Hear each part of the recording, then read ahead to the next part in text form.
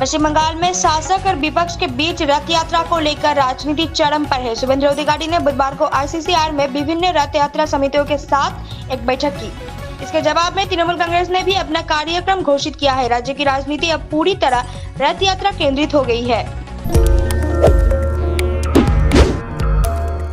शिक्षक भर्ती की परीक्षा तय समय पर ही होगी, ब्रात्य वैश्य ने आशंका को खारिज किया। उन्होंने ये भी कहा कि कॉलेज में दाखिले की विज्ञप्ति भी समय पर जारी की जाएगी। सरकार की ओर से सभी प्रक्रियाएं नियमानुसार चलेंगी।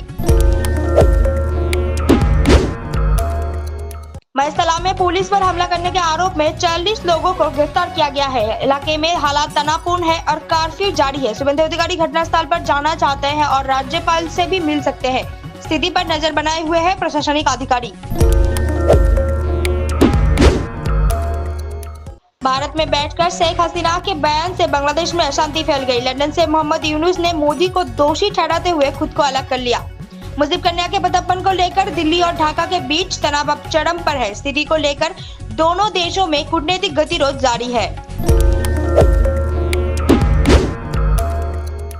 गर्मी की लहर को देखते हुए पश्चिम बंगाल सरकार ने राज्य के सभी सरकारी और सरकारी सहायता प्राप्त स्कूलों को 13 और 14 जून 2025 को बंद रखने का मानवीय निर्णय लिया है। शिक्षा मंत्री ब्रात्य बसु ने ये घोषणा की। हालांकि पहाड़ी क्षेत्रों में स्कूलों को इस आदेश से छुट्टी भी दी गई है।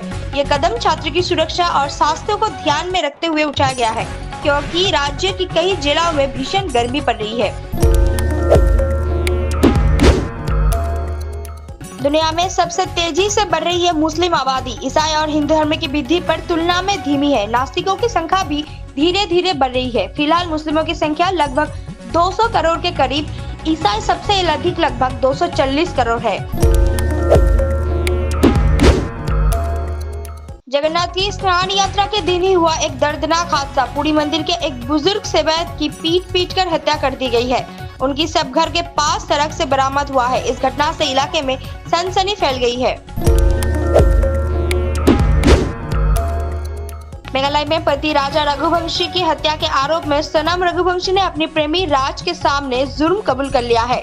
सोनम का मंगलसूत्र और पैर की अंगूठी घटनास्थल पर मिलना पुलिस के लिए अहम सुराग साबित हुआ। शुरुआती योजना राजा को खाई में फेंकने की थी, पर बाद में किराए के हथियारों से हत्या करवाई गई। सोनम के भाई ने बहन के लिए फांसी की मांग की है। संसद से पास होने के 6 साल बाद भी महिला आरक्षण कानून लागू नहीं हुआ है। केंद्र सरकार ने संकेत दिया है कि इसे आने वाले समय में लागू किया जा सकता है। लोग सवाल उठा रहा है कि इतने सालों तक इसे अमल में क्यों नहीं लाया गया। कानून की देरी पर राजनीतिक बहस तेज हो गई है। ईरान में बढ़ती तनाव के बीच ट्रंप ने मध्य पूर्व से अमेरिकी कर्मियों को हटाने का आदेश दिया। क्या ये किसी बड़ी संघर्ष का संकेत है? मध्य पूर्व के आसमान में फिर से युद्ध के बादल मंडरा रहे हैं। स्थिति दिन ब दिन गंभीर होती जा रही है। आप देख रहे हैं न्यूज़ UNI।